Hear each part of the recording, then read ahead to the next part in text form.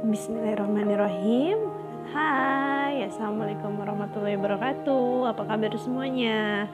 Oke, di kali ini kita mungkin pertemuan pertama di pembelajaran jarak jauh kimia kelas 12 ini ya. Oke, gurunya siapa? Masih saya yang masih bersama dengan Ibu Tami. Apa kabar semuanya? Saya harap kalian selalu dalam keadaan sehat dan jangan lupa bahagia ya.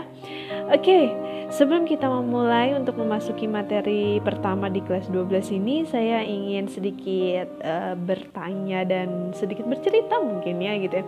Oke, apakah kalian semua tahu benua yang namanya benua Eropa? Pasti ya, kalian semua pasti tahu ada benua yang namanya benua Eropa. Kenapa sih saya pengen ngomongin benua ini gitu ya, karena benua ini salah satu benua yang mungkin termasuk spesial ya, karena dia punya berapa musim ya, dia punya 4 musim ya, dan musim yang paling spesial itu adalah musim salju. Kenapa musim salju paling spesial? Mungkin karena indah gitu ya, jadi makanya kayaknya musim salju itu musim yang spesial gitu ya. Nah kemudian kenapa saya pengen ngomongin musim salju? Bukan karena keindahannya sih ya, tapi lebih ke gini, misalkan kalau lagi musim salju turun dengan sangat lebatnya, otomatis dia akan menutupi yang namanya jalanan, kemudian dia akan menutupi atap rumah gitu ya, sehingga kalau sampai dia menutupi jalanan akan mengganggu aktivitas kita sehari-hari gitu ya. Kita ya semoga aja nanti kan kita bisa kesana gitu kan ya, amin. Oke, ini kalau yang namanya salju di jalanan itu kemudian dia mencair, nah dia itu nanti akan kembali membeku. Nah kalau udah membeku, dia itu akan membentuk permukaan yang sangat licin. Kalian kalau bisa bayangin itu adalah es batu. Gimana permukaan es batu itu licin banget kan? Nah coba bayangin kalau mobil, motor, atau bahkan kita berjalan di atas jalan tersebut, pasti kita akan mudah sekali celaka gitu ya.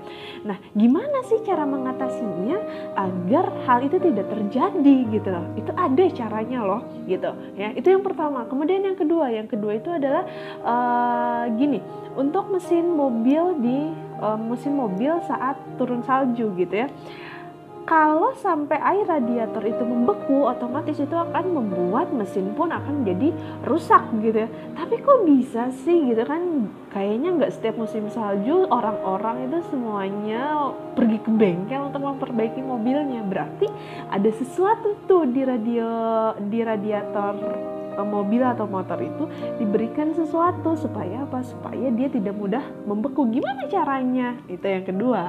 Nah yang ketiga apa? Misalkan gini, kenapa orang tua kita itu kalau misalkan lagi ada ular gitu ya, pasti sekeliling rumah kita itu ditaburi sama apa? Ya ditaburi sama yang namanya garam. Kenapa ditaburi sama garam? Itu ada alasannya loh, ternyata bukan mitos atau bukan apa gitu ya, tapi itu ternyata ada jawaban ilmiahnya. Kemudian kenapa abang-abang es putar, kalian tahu gak sih es nong-nong kali gitu ya, dia itu padahal nggak pakai kulkas, tapi si es krimnya itu bisa bertahan lama diajakin keliling buat didagangkan gitu ya. Nah itu semua punya jawabannya dan punya alasannya tersendiri. Nah siapa yang bisa menjawab itu? Yang bisa menjawab itu adalah materi kita yang akan dipelajari saat ini, yaitu tentang apa? Kita akan mempelajari tentang sifat koligatif larutan. Koligatif larutan. Oke, kita akan mempelajari sifat koligatif larutan. Sebelum kita ke pengertian sifat koligatif, kita harus tahu dulu apa itu larutan. Kalau kalian ingat, larutan itu terdiri dari 2 zat, yaitu pelarut dan zat terlarut. Misalkan kalau saya pengen nyampurin air ditambah dengan gula, berarti pelarutnya siapa? Ya, pelarutnya adalah air, dan gula bertindak sebagai zat terlarut. Jadi kalau mereka dicampurkan akan membentuk yang namanya larutan gula, karena kita sudah tidak bisa lagi membedakan mana airnya dan mana gulanya. Nah, untuk sifat koligatif sendiri itu adalah sifat-sifat larutan yang dipengaruhi oleh jumlah zat terlarut. Ingat, garis bawahi jumlah zat terlarut. Jadi gini, kalau tidak dipengaruhi oleh jenis zatnya gitu ya. Jadi misalkan gini, HCl 0,1 mol dan NaOH 0,1 mol jika dilarutkan dalam air dengan jumlah yang sama akan memiliki sifat koligatif pun yang sama. Kalian bisa cek sendiri deh berapa titik bekunya, berapa titik didihnya gitu ya. Tapi kalau misalkan kita melarutkan 10 gram gula dan 20 gram gula dalam jumlah air yang sama, berarti akan menghasilkan sifat koligatif yang nilainya juga akan berbeda. Jadi sifat koligatif ini tidak dipengaruhi oleh jenis zat, tapi dipengaruhi oleh jumlah zat yang terlarut. Ada berapa jenis sifat koligatif? Ada 4. Yang pertama itu adalah kenaikan titik didih atau delta TB. Delta itu artinya berarti kan perubahan ya, kenaikan itu perubahan. Jadi delta TB, B-nya itu berasal dari kata boiled atau didih gitu ya. Kemudian yang kedua itu adalah penurunan titik beku atau delta TF, karena penurunan ini juga merupakan perubahan. F-nya itu adalah freeze atau ya beku gitu ya, jadi titik beku gitu. Kemudian penurunan tekanan uap atau sebagai delta P, dan yang keempat itu adalah tekanan osmotik. Ingat, tekanan osmotik ini tidak seperti walaupun lambangnya Pi tapi nilainya bukan 3,14 gitu ya, tapi dia punya nilai tersendiri, punya rumus tersendiri gitu ya. Sebelum kita masuk ke 4 sifat koligatif ini, kita akan belajar dulu tentang apa? Konsentrasi larutan. Yang pertama itu ada molaritas atau simbolnya adalah M besar. Rumusnya itu adalah M sama dengan N per V, di mana N-nya itu adalah mol dan V-nya adalah volume. Atau bisa juga rumusnya massa per mR atau massa molekul relatif dikali 1000 per V. Volumenya dalam bentuk mili. Kemudian yang kedua ada molalitas. Simbolnya adalah M kecil gitu ya. Rumusnya apa? M sama dengan massa terlarut dibagi mR dikali 1000 per massa pelarut, di mana massanya dalam bentuk gram. Bedanya molaritas dan molalitas apa? Beda di simbolnya. Dimana kalau molaritas itu simbolnya adalah M besar dan molalitas adalah M kecil. Kalau molar itu nggak sombong, kalau molar itu berarti dia sombong gitu ya. Oke. Kemudian yang ketiga ada apa? Ada fraksi mol atau simbolnya adalah X. Dibagi 2, ada fraksi mol terlarut dan ada fraksi mol pelarut gitu ya. Kalau terlarut berarti XT, kalau pelarut berarti XP. Nah, di sini kalian bisa membedakan rumusnya antara XT dan XP itu adalah bedanya ada di atas. Kalau XT berarti menggunakan NT, sedangkan kalau XP berarti menggunakan NP, di mana N itu adalah mol dan rumus mol itu adalah massa per mR atau massa molekul. Oke, sekarang kita masuk di contoh soal. Yang pertama, hitunglah kemolalan dan fraksi mol urea dalam larutan urea 20%. Jika MR urea sama dengan 60 dan MR air adalah 18. Cara menjawabnya seperti biasa.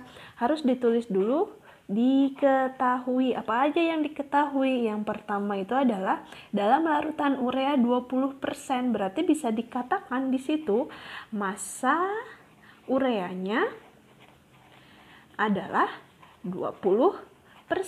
Berarti ini kan ureanya dalam bentuk larutan, berarti pelarutnya siapa? Pelarutnya itu adalah air. Berarti bisa kita simpulkan massa pelarutnya atau massa airnya itu adalah berapa persen? Sisanya, karena ureanya 20%, berarti airnya sebanyak 80%. Nah, kemudian apa lagi? Dan yang diketahui adalah MR urea. Yang pertama adalah MR urea itu berapa? 60 dan MR air sebesar 18. Nah, sekarang yang ditanya, apa yang ditanya? Kemolalan. Ingat, kemolalan, molal. Berarti molal itu sama aja dengan molalitas. Sombong apa enggak tuh dia? Enggak sombong. Berarti simbolnya adalah M kecil. Kemudian fraksi mol urea. Fraksi mol itu apa? X. Nah, XT apa? XP nih. Kan yang ditanya adalah mol urea. Berarti kalau mol urea, dia bertindak sebagai pelarutkah atau terlarut? Yes, dia bertindak sebagai terlarut. Berarti XT. Nah, sekarang baru kita jawab. Kita yang pertama dulu, molalitas. Molalitas itu rumusnya apa? Balik lagi sama yang tadi. Dimana rumusnya adalah massa terlarut dibagi mR dikali 1000 per massa pelarut. Oke, tinggal kita masukkan massa terlarut. Massa terlarutnya siapa? Urea atau air? Urea. Berarti 20 per berapa mR dari urea? mR dari urea adalah 60. Berarti dikali 1000 per massa pelarut. Massa pelarutnya berapa? 80. Oke, berapa? Ini kita sederhanakan dulu. Ini 1, ini 3, berarti 1000 dibagi 240. Berarti hasilnya adalah 4,16 molar. Kemudian yang kedua, nyari apa? Yang kedua itu adalah nyari XT. Di mana XT itu rumusnya apa? Berarti ini XT. Yang di atasnya berarti adalah NT per NP ditambah NT.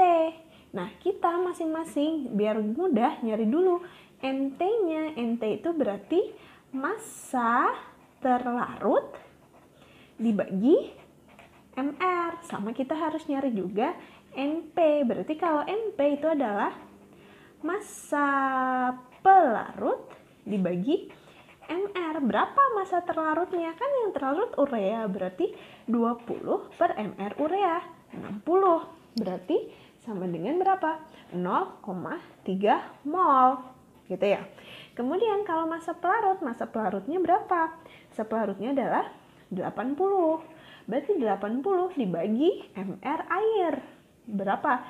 18. Berarti 80 dibagi 18 itu adalah 4,4 mol, gitu ya. Berarti tinggal kita masukkan berapa nilai NT? NT adalah 0,3 dibagi 4,4 ditambah 0,3 atau 0,3 dibagi 4,7, gitu ya.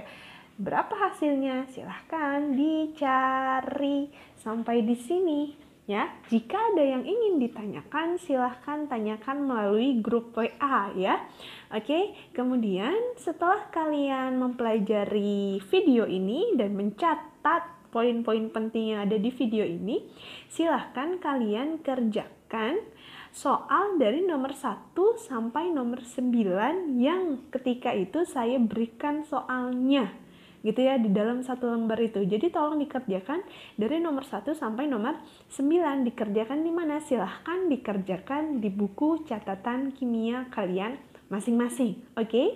Sekali lagi, jika kalian ada pertanyaan, nanti silahkan ditanyakan melalui WA grup.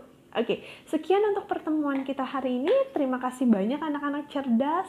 Sukses terus dan semangat terus ya mengerjakannya. Nanti akan saya beritahukan bagaimana langkah-langkah untuk pengerjaannya dan pengumpulannya. Oke, terima kasih banyak. Wassalamualaikum warahmatullahi wabarakatuh.